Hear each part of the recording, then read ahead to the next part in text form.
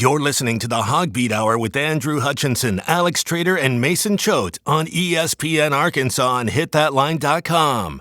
Now, here's your host, Mason Choate. Welcome into the HawgBeat Hour. I'm your host, Mason Choate, joined by Andrew Hutchinson and Alex Trader. Guys, we got a lot to get to today. It was a crazy game at LSU, and then Arkansas against Northern Iowa on Wednesday night. We have to talk about that game. And then, of course, Arkansas plays Alabama as a ranked team in Tuscaloosa. Now, we know the line is like, 22, 20, something like that. But we're going to start with LSU. And what a game, Andrew Hutchinson. You got to travel down to Baton Rouge. So just start off by talking about what was the atmosphere like in Baton Rouge for an LSU team that's down, but it's still the battle of the Golden Boot. Yeah, it was still a Saturday night in Death Valley, which was really cool. It was only my second time ever getting to make a trip down there, and the other one was 2017 when it was an 11 a.m. kickoff. So didn't really get the full Baton Rouge experience then, and I did this time around, and I hung out with some LSU fans at a tailgate before the game, and they were very nice. I know they get a bad reputation sometimes, but they treated me to some Cajun food. Were really, showed good hospitality. And then the game itself was incredible. I think they announced a crowd of 98,000. It was definitely not 98,000 fans there. The upper deck was pretty empty, and there were also pockets in the lower level that were empty.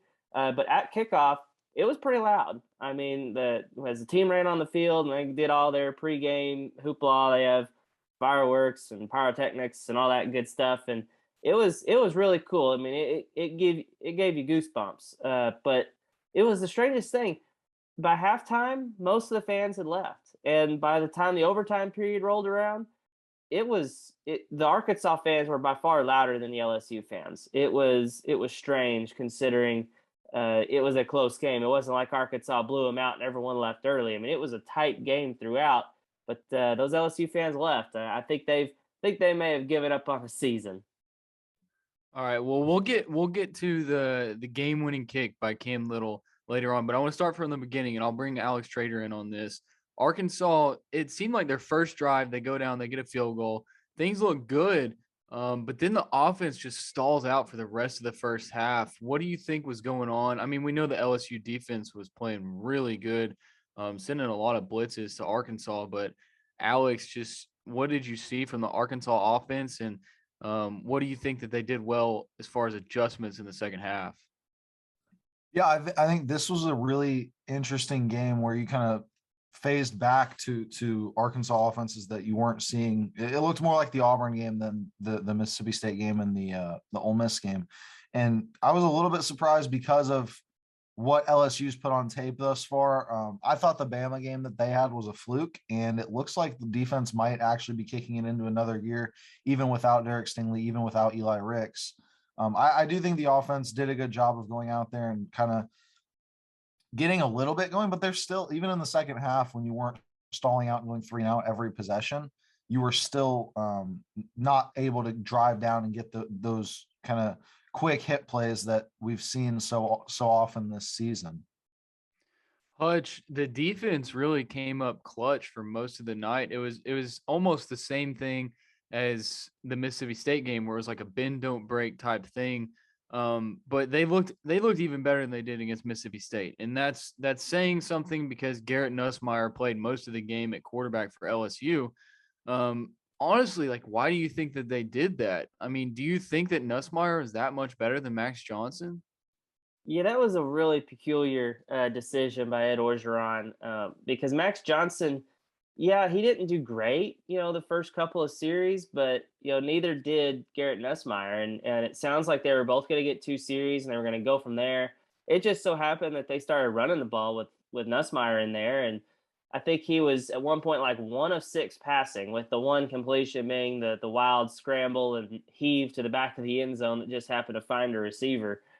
So it wasn't like Nussmeier was, kicking butt, and that's why they left him in. It was a little strange. Yeah, I'm not sure, does Max Johnson, being an older guy, which he's not old by any means, but he does have more experience. Does he maybe not make the mistakes Nussmeier did, and the 2 critical interceptions. I don't know, but I thought they should have given Max Johnson another chance. And plus, I guess I heard yesterday that Max Johnson is going to be starting LSU's game this weekend, and I don't understand why. That it just seems weird that you would start Max Johnson, play him 2 series, play Nussmeier the rest of the game, and then still start Max Johnson the next week. It's very odd, but hey, what are they going to do? Are they going to fire Coach O? I mean, he's got nothing to lose at this point. Well, at least from the Arkansas perspective, the defense looked good. The secondary looked improved. I mean, Miles Slusher had a great pick. We know the Monteric Brown pick in overtime. Hutch, I want to ask you, Miles Slusher isn't Jalen Catalon, but he's filling in the shoes pretty well. It was tough for a little bit there, but I mean, Miles Slusher is a guy you can trust at safety now. Yeah, I mean, Slusher isn't maybe the big hitter that Jalen Catalon is, but he might be better than Catalon was in coverage. And that's saying a lot because Catalon's pretty good. Now, I'm not quite ready to make that jump, but Slusher is really coming on strong and showing why he was a 4-star recruit recruited by all sorts of teams across the country. So, yeah, he's been doing really, really well and seems to be getting a lot more comfortable in that role. And I can't remember who it was, if it was Grant or somebody this week had said it's not like Slusher is filling in Catalan's shoes at this point. He is out there and he is his own player, and he's kind of establishing himself as the leader of the back end of that defense. On the offensive side of the ball, we saw KJ Jefferson literally put the team on his back in the second half. The offense couldn't do much, but then in the second half, you just saw extra effort on every play from KJ Jefferson, including that one big pass to Dominique Johnson. Robert Stewart described it as a Derek Jeter-esque throw because he jumps up and throws it. And Alex, just on KJ Jefferson's performance in the second half, how important is it to have an experienced quarterback like that who can just put the team on his back in the second half of a game and win it for you? I wouldn't say that Jefferson won it on his own, but he was a big reason why Arkansas won that game. Yeah, I think there was one huge difference in this game and what was able to help Arkansas get to overtime and eventually win it. And that was there was no turnovers. You had a guy back there playing very good football for Arkansas, playing smart, not trying to do too much, even though that play kind of broke a little bit and he was able to find Dom Johnson downfield. He wasn't forcing anything. And if you have a quarterback that's out there throwing the ball, trying to force it into tight spots and ends up getting picked off, it's going to be tough to beat a guy who's out there just playing smart. And those are some throws from KJ that we really didn't see earlier in the year. We saw him kind of trying to hit unnecessary outs on the sideline against Georgia Southern, and he got picked off. And the same thing against Rice. And in this one, it really comes down to he looks like he's become a smarter quarterback. And I think that's a real testament to not only him, but also the coaching staff and their ability to kind of say, hey, we need you to make these plays. We need you to put us in positions to where we're not going to have our backs against the wall. And I think he did a very good job of that this week. So the game ends up being tied at the end of regulation, 13-13. There was a little clock situation there at the end of the game where I think everybody was confused, including the referees making the decisions. And then so it goes to overtime, and Arkansas gets a sack. I believe it was Hayden Henry who got the sack, and it was 3rd and 30. And then LSU converts, and then you get a Monteric Brown interception. So Hutch. Then the Arkansas offense comes in. Cam Little kicks the game-winning kick. You're a stats guy. You're the scholarships guy. How important is it to have a kicker like Cam Little on scholarship that you can trust to win a game like that? It's massive. And I mean, during the overtime period, after Monteric came down with the interception, I was very adamant in the press box saying they don't need to be conservative here. Don't be conservative, because I've seen it burn Arkansas in the past where they decide to take the air out of the ball and say, hey, we're just going to kick a field goal to try to win it. But Arkansas has not had a kicker like Cam Little in a long time. I mean, I say that Connor Limpert was very good. He had a game winner against Ole Miss. Zach Hawker, everyone remembers him. He was a very good kicker. But what Cam Little is doing has been incredible. I mean, I think he's now 17 of 21 on field goals. And several of them have been high pressure kicks. I mean, even against, Rice, Arkansas got to that slow start and he had to kick a field goal late in the third quarter to tie the game. And he had to kick a field goal against Texas A&M to really ice that victory. He had to make, I think, 4 against Texas in that game. So he has made some really, really clutch kicks in some big spots, but none more than the 37-yarder that he won the old LSU game with. It was the first time Arkansas has won in a walk-off field goal since the end of the 2009 season when Alex Tejada made one to beat East Carolina in the Liberty Bowl in overtime. So been a while since Arkansas has had a quick kick quite like that just immediately ended the game with an Arkansas victory. It was impressive. And we're going to talk hoops next segment. So I want to talk a little bit of what's going on with the football team this week, and I want to talk players who might be dealing with some injuries. We know Perotti had a concussion. There's been talks of Rocket Sanders, some stuff going on with him. Hutch, have you heard any rumors about that? Kind of give us an update on anybody who's injured this week. Yeah, so Rocket has been out there in green this week. He only played 1 snap against LSU, which kind of told me something was up. And Sam Pittman has not said what it is, just that he's a little beat up. Perotti, as you said, was dealing with a concussion and did not make the trip to LSU. However, it sounds like he should be back and ready to go. And then here's a little bit of a scoop that I haven't even posted anywhere, but I have heard that Hudson Clark is dealing with an injury and is probably not going to make the trip to Alabama. He actually started against LSU and I think played all right. I don't remember him giving up any big plays, but he's been splitting time at that corner spot with Ladarius Bishop. So it sounds like Bishop's going to have to be carry the load. Not sure who the next corner would be, whether it be Kari Johnson or Devin Bush, one of those guys. But it sounds like they're going to be down a defensive back when they head to Tuscaloosa this weekend. All right, well, we're going to talk about that game later on. Hutch is going to talk with Mick Gillispie of BamaInsider.com. But coming up next, we're going to talk some Arkansas basketball. We got 2 games to recap, Gardner-Webb and Northern Iowa, and we'll do that here on the HawgBeat Hour. You're listening to the HawgBeat Hour with Andrew Hutchinson, Alex Trader, and Mason Choate on ESPN Arkansas and HitThatLine.com. All right, we're back here on the HawgBeat Hour talking some basketball. This segment, the Arkansas basketball team. Oh, I want to restart that. Never mind. All right, we're back here on the HawgBeat Hour talking some basketball. This segment, we've got 2 games to hit. One of them, Arkansas takes down Gardner-Webb on Saturday, 86-69. Connor Vanover game, everybody. How many of those are you going to see this season? Probably not a whole lot. But you got one against Gardner-Webb, and we'll go ahead and start with that one. Vanover scores 19, gets 7 rebounds and 3 blocks. Alex Trader, you were at the game. I mean, what went well for Connor Vanover? Yeah, I mean, just about everything. He was out there. He was really dominant down low. You could tell right away that he was kind of taking over. He got really hot really quick. Only played 17 minutes in that one. And as soon as he started rolling, I looked up his career high. I was ready to go. I had that stat, in my hip. I was ready.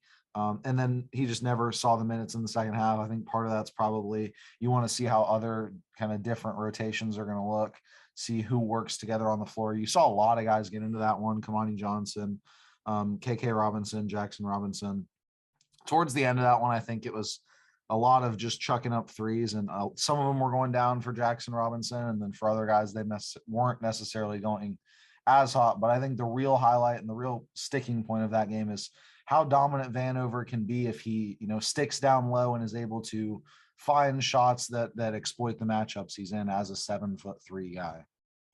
Now, there in the first half for a little bit, Gardner-Webb had Arkansas's number. They were knocking down some good shots. And then there at the end of the first half, Arkansas just goes on a run, and it seemed like they couldn't miss a shot. So Hutch, that's kind of like Arkansas's thing is, they go down for most of the first half, and then they pick it up, and usually they'll go into halftime leading, and it feels like they shouldn't be. So how key is that for Arkansas to be able to go on those runs really against anybody? Yeah, Eric Musselman actually dubbed a new term after the Northern Iowa game, which we're going to talk about too. He said they have a lot of spurtability. They are capable of going on quick spurts at the blink of an eye, and we've seen it in every game so far. We saw it against Mercer in the opener, of course, Gardner Webb at the end of the first half, like you just mentioned, and then against Northern Iowa at the very end of the game. They've done that, and I think that just kind of shows you the firepower they have.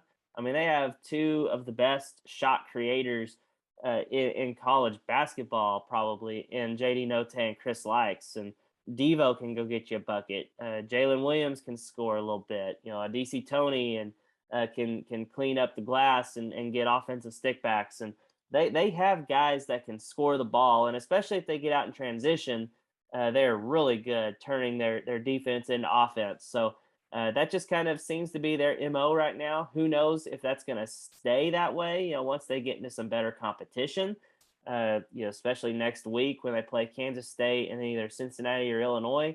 They are going to be challenged, but it seems like they have the ability to, in the blink of an eye, put up 13, 15 points on you. And they did just that against Gardner Webb. But let's talk about that Northern Iowa game on Wednesday night. It was a good game. Northern Iowa is a good team. Hutch, you mentioned before we started recording, people thought going into this game Arkansas was going to dominate them because they had two pretty bad losses. I think one was Nicholls State. And they played really well against the Hogs. Arkansas only had a 40-38 lead going into halftime. There in the first half, Chris Likes seemed to be the life of the offense. How key is it to have a guy like that coming off the bench, kind of like JD Note last year? Yeah, I think Eric Musselman really likes it. I asked him that question after the game, and he said that he really likes being able to look down on at the bench and know he has some scoring pop that he could put in. If things don't start out well, which, as you mentioned, it seems like the kind of the MO for Arkansas is to fall behind early. Then he can put somebody in like JD Note last year, like Chris Likes this year, and it's immediate offense. I mean, Chris Likes at one, I think, scored 9 points in a 2-minute span when he first came in the game. It was incredible, and one of them was the Sports Center #1 play last night. So he is just a dynamic player, despite being 5'7". He is incredibly fun to watch, and he electrifies Bud Walton Arena. So it's going to be fun to watch him. And it sounds like, based on what Eric Musselman was saying, that he's going to stay on the bench just so he can provide that scoring punch, off the bench. Which is something that Chris Likes isn't used to doing. I mean, back to his time at Miami, he was the guy, and now he's coming off the bench for Arkansas. But if you're going to score, 26 points a game off the bench, I'm sure he's not too mad about that. Alex Trader. Oh, go ahead, Hutch. Yeah, I was going to say it. Whenever you're coming off the bench, people make a big deal about starting or whatever, but I think Likes played 31 minutes. I mean, that's starter minutes. So it's basically like being a starter. You're just not out there for the first couple of minutes of the game. And I think that's one reason, Chris Likes and JD Note last year really have bought into that role. Yeah. It's kind of one of those things. I mean, Arkansas started Connor Vanover last night, and they did that a lot last year, but it's like Connor Vanover will start, and then the very first substitution is Connor Vanover's out of the game, and you might see him one more time. And that's about what happened last night. Alex Trader, I did want to ask you about the 3-point defense for Arkansas, because that was a big deal, especially in the first half. I mean, Northern Iowa was just knocking them down, but Arkansas wasn't playing terrible defense on the 3 ball. So just what do you think they have to do to get better there? Yeah, I mean, Northern Iowa shot the lights out. Credit to them yesterday. They were hovering around 50% for most of the game, and some of them you could see that the rotations weren't getting there. They weren't able to close out the way that you'd like to see. And other ones, they were just hitting them right in the Razorbacks' faces, and there's nothing you can do about that. I think it's more about kind of knowing your role. Northern Iowa, 3-point shooting team, able to be out there and kind of hit those regularly.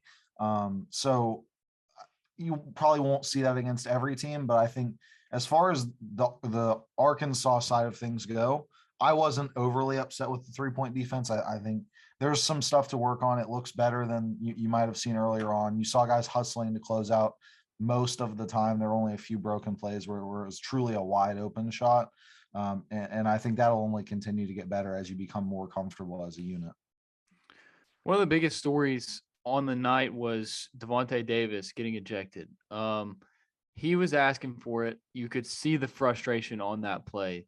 He gets basically pushed into the floor, gets up, throws the guy into the chairs. Hutch, I know that ejection does not carry over to the next game. I'm pretty sure, correct?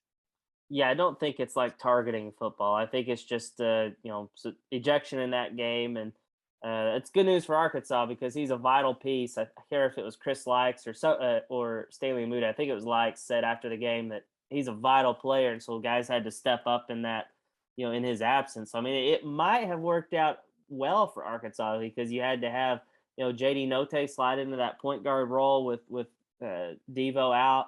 And seemed to go well. He had 9 assists and he flirted with the triple double. And you had to have rely on other guys without your leader on the team out there. So considering it doesn't carry over like targeting as far as I know, then it might have worked out well. But you've got to keep your cool if you're Devo. I mean, it was 100% a warranted ejection. It was very uncharacteristic. But I heard from a source after the game that he seemed to be in good spirits afterward, and it doesn't seem like it's going to be affect him moving forward. That's good to hear. And I'm pretty sure I saw a quote from Musselman after the game. He basically said he didn't see the play, but that's something that you just can't do. You got to keep your cool. So hopefully Devo doesn't do anything like that again. But not very long after Devo, Jalen Williams goes into the locker room. He came up limping for a little bit, and then we see him come back out on the court later on in the game. We've talked about it time and time again on this podcast, Hutch, but Jalen Williams, I mean, it seems like he's always hurt, but he's always playing through the pain. Yeah, he is a tough dude. I mean, he had I think it was a knee injury during the preseason that kept him out. Then he had some back spasms that kept him out of the one of the exhibition games. Then he seemed to kind of tweak his back in the opener against Mercer. And then, of course, he seemed to roll his ankle on a closeout in the second half there. And he missed about 8 minutes. But, yeah, he had to go to the locker room. And I thought he was done. I thought Arkansas was going to have to try to win that game without him. But luckily for them, he came back and he was still obviously hurting. He wasn't limping quite as bad as he was when he first left the court, but he was definitely not 100%. But he still managed to block a couple of shots, came down with a big offensive board and stuck it back in, hit another bucket, and just played really, really good the last 4 minutes of the game when Arkansas went on its 13-0 run to pull away and come away with the win. All right, well, that's going to wrap it up for Northern Iowa. Looking forward to the future, though. Nick Smith and Darian Ford both signed over the weekend. Completes the 5-man class, ranked number 2 by some, ranked number 5 by rivals. Are they done, Hutch? Are they done? I think so. I think they're done. I mean, Anthony Black is still out there. He's another, high 4-star, 5-star recruit that they would still try to get, I think. But I think that ship has sailed based on what I've heard from Jackson Collier, our hoops expert over at HawgBeat. It sounds like they're done. And boy, even if they are, it's a incredible class. Maybe the best ever Arkansas has had during the at least during the rankings era. I mean, you could talk about the class that had Lee Mayberry, Todd Day, Oliver Miller, or the class that had Scotty Thurman and Corliss Williamson. But since 2000 or so, when these recruiting rankings started, it doesn't get much better than what Merritt Musselman has put together for 2022. All right, guys. Well, coming up next, Hutch is going to talk with Mick Gillispie of BamaInsider.com. Catch you up on anything Alabama, get you set for Saturday, and then we will get you set for Saturday, Arkansas versus Alabama, after that here on the HawgBeat Hour. You're listening to the HawgBeat Hour with Andrew Hutchinson, Alex Trader, and Mason Choate on ESPN Arkansas and HitThatLine.com. Welcome back to another edition of Know the Foe. I'm Andrew Hutchinson, the managing editor of HawgBeat.com, your Arkansas site in the Rivals Network. The Hogs are 7-3 after yet another tight win, this time knocking off LSU down in Death Valley in overtime. They'll be back on the road again this week, and boy, it doesn't get any easier with the trip to Alabama on the horizon. With that, it's time once again to go behind enemy lines for some insider perspective on the upcoming game. Mick Gillispie covers the Crimson Tide for BamaInsider.com, the Alabama rivals site, and was kind enough to give us some time today. Mick, I appreciate it. How are you? Hey, good to see you, Andrew. And come behind enemy lines here. Let's talk a little football. Well, let's jump right into it. Usually when Arkansas plays Alabama, it's the number one team in the country. This year, the Crimson Tide are all the way down at number 2. How would you assess Alabama's season up to this point? Well, I think Nick Saban's done an excellent job of coaching these guys into thinking that they're winners and that they should win. I mean, you've seen it with Arkansas. Certain teams just figure out a way to win the close games, and Alabama's had to do that this year, which compared to 2020 is a big difference. They've played some tight ones. They had to win down in Florida, had to hold on for a victory there. And then last home game against an SEC team was LSU. It was tight, but Alabama won. They've had their blowouts as well, but it hasn't been an easy season, even with the loss at Texas A&M. However, they're 9-1. They've had to deal with a lot of injuries. They're very thin at running back, but they're still dangerous. Alabama has had kind of an embarrassment of riches at the quarterback spot the last several years, going from Jalen Hurts to Tua to Mac Jones. Then there's been guys that have been there as backups and left and had success. Tua's brother at Maryland, even Lane Hatcher at Arkansas State is doing well. How would you say Bryce Young, the current signal caller down there, stacks up to his predecessors? Yeah, Jerome Ford at Cincinnati, another Alabama transfer, right? Look, I think that Bryce Young has done as good of a job as anyone could ask. He's the leader right now as far as Heisman Trophy odds go, and he deserves to be. He's just been so accurate. He's given Alabama leadership, although he's really a sophomore, right? I mean, he's been a guy that didn't start until this year. It looks like he's been a seasoned veteran, this year under center. I think he's been fantastic. And Alabama does not have the explosive game breakers that they had a year ago. There's no Devontae Smith, Jalen Waddle, Najee Harris is obviously in the NFL now, right? And then you got, Mac Jones, who might be the rookie of the year at quarterback, but it's been Bryce Young who's just been amazing for the Crimson Tide. The offensive line has had a lot of issues, and he just is able to move around in the pocket and make plays despite that. Alabama has a couple of game breakers. Keep an eye out for Jamison Williams, their running back. He transferred from Ohio State. So that give you an idea of how good the receivers are at Ohio State, but he's been great. He's been just an absolute super find for Nick Saban out of the transfer portal coming in. John Mechie's been very consistent. He's had some big games. I think Alabama's still waiting for someone to emerge in that number 3 wide receiver spot. But the running back position's been the one that's just been so tough for Alabama, and it's because of injuries. Their best running back isn't Brian Robinson, who's a COVID senior, right? He shouldn't even be in college right now, but because of that, he got the extra year and came back, and he's been a workhorse. But it was Chase McClellan out of Texas, who was one of those great recruits that Nick Saban got out of the Lone Star State. He was really, really good. And they lost him going into the Texas A&M game, and I think that really cost them in that one. Just kind of someone you could flip the ball to, make plays. Roydell Williams out for the season, needs knee surgery or got knee surgery. He was injured against New Mexico State. Alabama's down to 2 running backs. Trey Sanders, who was a 5-star that got hurt and then got in a car accident and really hasn't come back to form yet, or maybe has, and we haven't seen him a lot. Brian Robinson, we talked about before. And then they got a guy named Christian Leary, who was a receiver that now is playing running back, and Dowery Kennedy, who is a linebacker that's playing running back. Alabama very thin in that position. Yeah, I was going to ask you about that run game, and you hit it right there. But I was going to ask you for a little bit more on that wide receiver duo, Jamison Williams and John Mechie.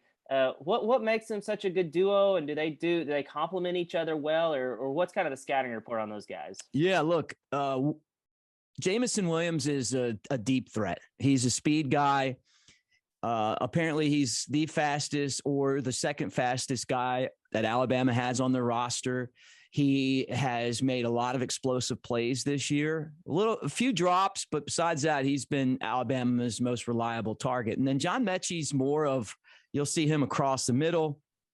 I don't want to say he's a possession receiver, but he makes big catches in traffic. He's a really strong guy. If you watched last year's SEC championship game, when Florida got the interception, he's the guy that came and forced that fumble. That was kind of iconic in that game last year. He's a big physical guy and has good hands. So that's what I guess makes those two guys so valuable for Alabama. You got Williams as your deep threat, and then Mechie, who gets targeted a lot on third down and makes a lot of those catches. Yeah, now flipping it over to the other side of the ball, it looks like Alabama is still Alabama with a dominant defense. Is it as good as what we're used to seeing, and what are the strengths of that unit? Well, it's been kind of inconsistent this year. First off, they have improved throughout the season. I thought they would be a lot better this year because on paper, it just felt like this was going to be a very, very good defense. I thought maybe along the lines of what Georgia has. But that hasn't been the case. They lost Chris Allen, who's one of their speed rushers at the beginning of the season against Miami. And it's been hard for Alabama to kind of replace him. They've also dealt with other injuries as well. Drew Sanders, who can get after the quarterback, had surgery, and he's back now. I think it was like on his hand. And the defense really has been led by William Anderson Jr., who might be as good as Derek Thomas. A lot of people feel like, who's Alabama's all-time best pass rusher. I mean, he had 4 sacks against Mississippi State. He was a one-person wrecking ball that game. And he's got so many tackles for loss. I think he leads the SEC. I have to double check that, but he's as good as Alabama's ever had. And it's been his defense. And then the secondary's been inconsistent. They make a lot of big plays, and then all of a sudden there will be assignments missed, and you'll see guys running down the field wide open. So I'm curious to see how Alabama is able to continue to get better in that capacity in these tight games. Those big plays are huge, right? Henry To'o transferred from Tennessee at linebacker. He's been inconsistent. He's a really smart player. He can call the defense, but hasn't been as good as we thought. But he had a really good game last few games, actually. So maybe as some of the younger players get better, it'll make it easier on guys like To'o. But really, William Anderson Jr. for Alabama is the guy to keep an eye on, number 31. He's just an absolute wrecking ball. And some people feel like he should be a candidate for the Heisman Trophy. Yeah, that was actually going to be my next question, was about Anderson specifically. I looked up, I'm pretty sure he leads the country in tackles for loss and sacks. Was that kind of production expected from him? And do you personally believe he belongs in that Heisman consideration? Yeah, look, I think he's as good as it gets. And I mean, without him, Alabama, him and really Bryce Young, Alabama would be in deep trouble. But his ability to get after the quarterback is unprecedented. And sometimes Phil Mathis has started to come on late with the pass rush. That's helping out a lot. He needs a little bit of help just so that he doesn't get double teamed. And he still seems to get to the quarterback even when that's the scenario. But yeah, he's as good as advertised. I mean, he's just one of the best defensive players ever. And I mean, the crazy thing is that he's coming back next year. He's not even eligible for the draft yet.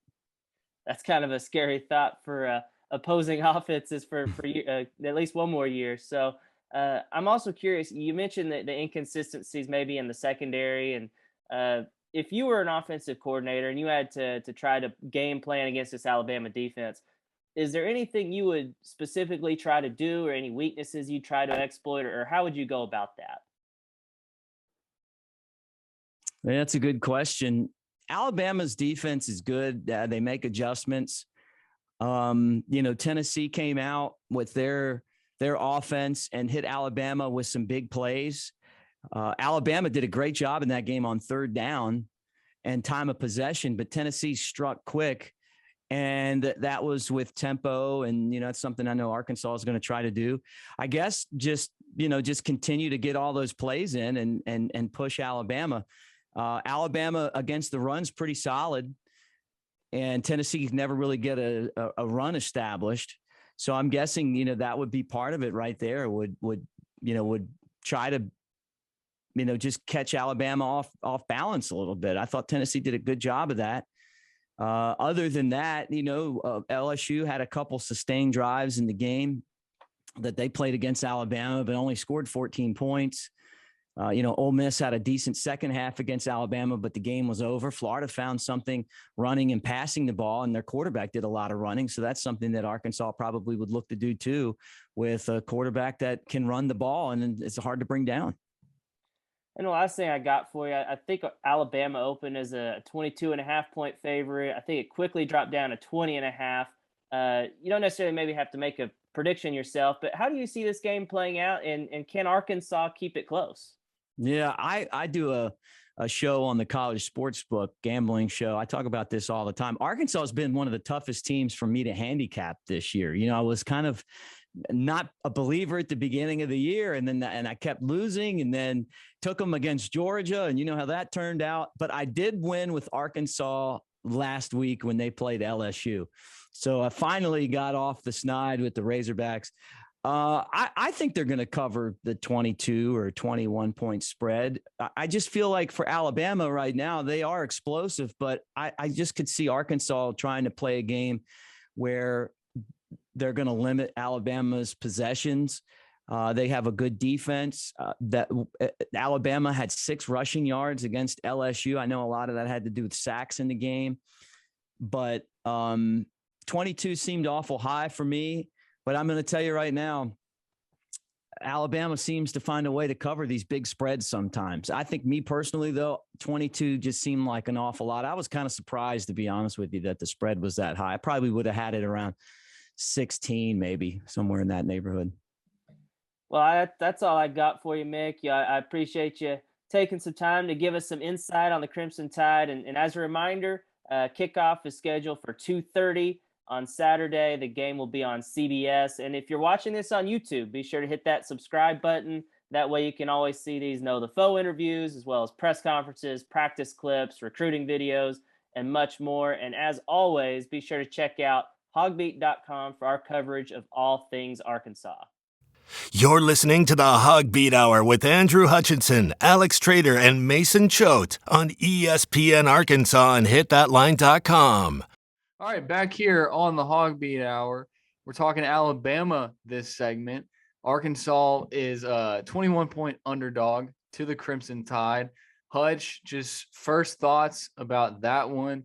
I don't know how I feel about it, because it's like, well, Arkansas seems to lose to Alabama 52-0 every year. So what do you think about the 21-point line? It's a respectable line. The last several years it's been 30 something, and I think last year it was like 40 or something crazy. And of course Alabama covered it because I think they won 52-3 last year. So yeah, it's a quite the line. I don't know if Arkansas can cover it. It just feels different this year going into the Alabama game. Like, I don't feel like Arkansas has a chance to win, really, but I feel like they have a very good chance to be competitive, and that's vastly different than recent years. So I don't know if they're going to cover. You heard my conversation with Mick. He was having a hard time getting a real good read on it, but he thinks Arkansas has a really good chance to cover, and if he thinks that, then I might lean toward that as well. But I think it could still end up being like Arkansas loses by 17 or something like that. Yeah, it is a weird line to predict. And I remember Mick said that Arkansas has been one of the hardest teams to get a gauge on this year of how are they going to compete against the opponent. But I mean, the Hogs are ranked number 21 in the college football playoff, highest ranking or latest in the season to be ranked since 2011. which is pretty good for the Hogs. I mean, they're 7-3, 4-game win streak. But Bama this year in general, Hutch. I mean, it's weird to say that it's not the same Alabama because it is the same Alabama. It's the loss to Texas A&M that kind of makes you feel weird about things, especially because Arkansas beat A&M. That's what's confusing is Arkansas beat A&M, and they're still a 21.5-point underdog or 21-point underdog to Alabama. So as far as your thoughts on Alabama as a whole, would you say that it's a different Alabama team this year? It doesn't feel quite as dominant, and that's crazy to say considering they're still number 2 in the country, and they've beaten everybody except for Texas A&M, and that took a Herculean effort by Zach Calzada, on one leg or whatever it was to win that game. But they almost lost to Florida, and we've seen Florida is not very good this year. They almost lost to LSU, who is not very good, but seems to be playing a lot better lately, a team that Arkansas just beat. So I get the feeling that Alabama isn't quite as good. They're not quite Georgia level right now, but it is still Alabama, and they still have Nick Saban on their sideline. So they're going to have the advantage over pretty much anybody they play. I would probably give them, I'd probably favor them over everybody but Georgia. So, but it is, they look a little bit more human than usual. Alex Trader, I want to ask you about this Alabama offense. I mean, it's a very talented offense. We know that their quarterback is the favorite for the Heisman. They have a really good wide receiver, I believe, that is from Ohio State. You're the Ohio State guy, so tell us about the wide receiver and tell us about that Alabama offense. Yeah, I mean, starting with Jamison Williams, he's a burner. He did a lot of great things for Ohio State, had a huge touchdown catch against Clemson in that Sugar Bowl last year. And it really was kind of one of the highlight plays of that game. Transferred because you're backed up behind guys like Chris Olave, Garrett Wilson, a guy like Jackson Smith and Jigba, who has really broken out this year. And you go to Alabama of all places and figure out, hey, I'm significantly better than everyone else on one of the best teams in the country. And that's a really interesting dynamic to have if you're Jamison Williams. He has been a real bright spot for Alabama this season, over the 1,000-yard mark on 50 catches. One guy, though, who has kind of regressed a little bit from the expectations, John Mechie, not doing nearly as much without Devontae Smith and without not Henry Ruggs, Jalen Waddle drawing some of those double coverages away. It's been a little bit strange seeing how, not poor by any means, but kind of staggering or staggered the numbers are for the receivers. You've got 1,000, you've got 700, and then Slade Bolden's number 3, just 23 catches on the year, 224 yards. It's not really seeming like that same Alabama offense that you had last year where you can just throw it over the top and take the lid off of everybody. And then going back even more, a couple of years, you used to think of Alabama and think, oh, they're going to run you over and they're just going to go not 3 yards in a cloud of dust, but like 8 yards in a cloud of dust and just run and run and run. And they really have not been able to do that at all this year, just averaging 162 yards on the ground per game. It's been not great. Their rushers aren't necessarily getting those big yardage plays. Brian Robinson, only 800 yards rushing on 164 attempts. Not bad by any means, but not Derrick Henry, not Mark Ingram, not those guys that you think of when you think of an Alabama attack. It's just taken a step back. And part of that, I think, is because of how much you lost. You lost a first-round quarterback, first-round running back, 2 first-round receivers, and some O-linemen from an award-winning O-line. But in terms of Alabama, I think this team is Alabama only in name. They don't hold some of those same qualities that you've seen from the recent national championship contenders. Well, on the defensive side of the ball, they also have another Heisman contender, Will Anderson. Hutch, this dude is a beast. Sam Pittman talked a lot about him this week. What does Arkansas have to do to game plan against him and just the Alabama defense as a whole? Yeah, they're going to have to use everybody and their brother to block Will Anderson, and Sam Pittman has said that they're not going to just leave their tackles, Minor Cunningham and Dalton Wagner, because they do use Will Anderson on both sides. they're not just going to leave them alone to try to block them. They're going to use their tight ends. They're going to use their running backs and try to stop him. Are they going to be able to do it? I don't know. It doesn't seem like anyone else has had much success. I mean, he leads the country in tackles for loss, leads the country in sacks. I'm really anxious to see how he looks, this weekend against Arkansas, because I've got a Heisman vote and I don't know who I'm going to vote for yet. It seems to be kind of wide open. I'm not 100% sold on Bryce Young. I know everyone talks about him being the favorite, but this might be a year where I put a couple of defensive players on my ballot. Jordan Davis at Georgia and Will Anderson at Alabama are two guys that really have my attention, and I want to see how Will Anderson does this weekend before I decide on where I put him. But he is really, really good. It has the capability of just totally dominating an offense and taking over a game. That's interesting. I didn't realize you had a Heisman vote, but congratulations on that, Hutch. I want to ask about Arkansas's offense. I look at the teams that have played well against Alabama, and the thing that is interesting is it's not like a consistent thing of they do this one thing right and that's how they beat Alabama. For Arkansas, we know that they're a run first team, but are they going to be able to have success against Alabama in the running game? Or are they going to have to rely more on KJ Jefferson throwing the ball a little bit more and having more success in the passing game? Because we know that Traylon Burks is really, really the only guy. And then it's just sprinkled to a few guys here and there. So, Hutch, what do you think Arkansas is going to have to do offensively right to get the win? Because, I mean, you have your obvious things. But when it comes down to if there is a late game push, is Arkansas going to have to throw the ball more or run the ball more? Well, I think KJ Jefferson is going to have to take over the game, whether that be throwing the ball, running the ball. It's going to be KJ. He is your playmaker. You got to be able to get the ball in Traylon Burks' hands. He's going to have to play a role. They're going to have to both play the games of their lives. I mean, this is Alabama.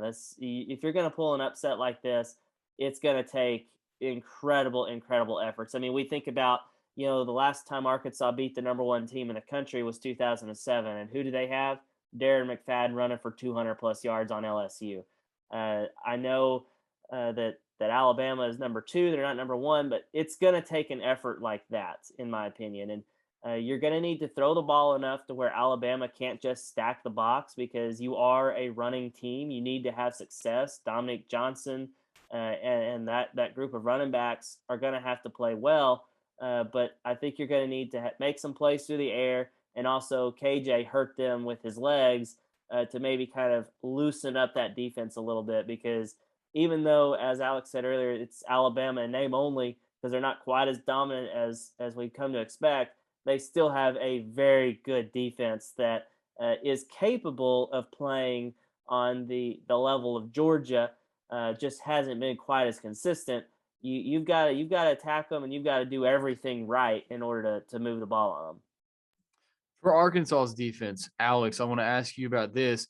What is a possible weakness in the Alabama offense that Arkansas can expose and have success defensively? I think we saw it 2 weeks ago. If you're Barry Odom and anyone else on Alabama's schedule for that matter, and you don't take a carbon copy of what LSU did, add a little bit of a twist to it so that the adjustments aren't all there. But if you don't take that game plan and run with it, then you're out of your mind. I don't understand how you can see that game and see that LSU had a chance to win that one, despite being a severe or significantly worse team this season, and not say, hey, we need to do exactly what they did. We need to watch all the tape. That's the only game we need to see. And if Barry Odom's not doing that, then I don't know what he's doing. I know that you like to sit in the kind of drop 8 coverage and be able to make them beat you through the air. But if you can get that pressure and be able to go after the quarterback and stall, I mean, they got held to 6 rushing yards.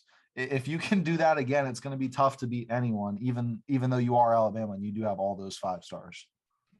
Well, let's go ahead and start with our thoughts and our predictions for what's going to happen on Saturday. And Alex, we'll just stick with you, man. What do you think is going to happen? How do you see the outcome turning out? Yeah, I don't think it's going to be another 16-13 type game. I think I don't know that Alabama's going to roll away, but I do think that Alabama's in a situation where I don't think that they're going to beat Georgia in the SEC championship game. You need to get some style points to try to build a case to say, hey, committee, we know you guys like us a little bit. We're going to give you these style points, make it a little bit easier for you to put us in as a 2-loss non-conference champion. And I think that has to start against a ranked team in Arkansas. I think I think 20 points is probably close to where my final prediction will land. But I do think that the formula is there for Arkansas to kind of go out and give them a couple of problems early, but you are going against the greatest coach of all time. So I think Arkansas is going to struggle to move the ball a little bit on offense. One thing that is interesting, LSU is another team that has a whole bunch of 3-star or 5 stars and is a much better team in terms of recruiting rankings than Arkansas. Given a couple of those guys were hurt, but you still saw that it was a struggle for both teams to move the ball. I think the grit and grind and Arkansas being able to muck it up will be important, but at the end of the day, I just can't see a way. I picked Arkansas to beat Georgia earlier. I'm not doing that again. Alabama is going to win this game. And Arkansas, if they can keep it close, that'd be a huge, huge moral victory. Yeah, I think I'm kind of on the same page as you, Alex. I don't think that 21 points is crazy for Alabama to cover. I think it's awesome that Arkansas is 7-3, but at the end, I'm not supposed to say at the end of the day, but Arkansas is going to play in Tuscaloosa at 2:30. It's going to be a packed house at Bryant-Denny Stadium. I mean, I think they'll keep it competitive for a little bit, but Alabama's going to run away with it. It's one of those games where I don't know if I can predict Arkansas to beat Alabama until I see it happen. And that's just moving forward to next season and the next season. Just until Arkansas beats Alabama, I don't know if I can predict them to beat Alabama. So that's where I'm at. Hutch, where are you at? Yeah, I'm right there with you. I'll have to see it, see it to believe it, to think Arkansas can beat Alabama. I do think they have a decent shot of covering. Maybe I could see this game being kind of like a 31-14, 17-point margin. I just think Alabama is too good, and Arkansas is going to have a hard time stopping Will Anderson from taking over the game. I think they can maybe take some stuff from that LSU game, like Alex was saying, and implement that on their own defense, but they don't have the same caliber of athletes as LSU does. So it's going to be a little bit more difficult, and I am pretty sure it's safe to say that Arkansas is going to lose this game, and it's going to come down to the next week against Missouri as to whether or not they can get that 8th win in the regular season, which would be an absolutely phenomenal season for year 2 of Sam Pittman. That is right. Well, that's going to wrap it up for us here on the HawgBeat Hour. Be looking for our official score predictions on Saturday morning. That'll be on HawgBeat.com. That's where you can find anything you want to know about Arkansas athletics. Andrew Hutchinson, managing editor, he puts out a ton of content. Alex does recruiting stuff. I do a little bit of analysis here and there. You get all your press conferences, all your practice video, anything you need over at HawgBeat.com. And you can also get on the message boards as well. A lot of cool content there. But for Andrew Hutchinson and Alex Trader, I'm Mason Choate. Thank you for listening to the HawgBeat Hour.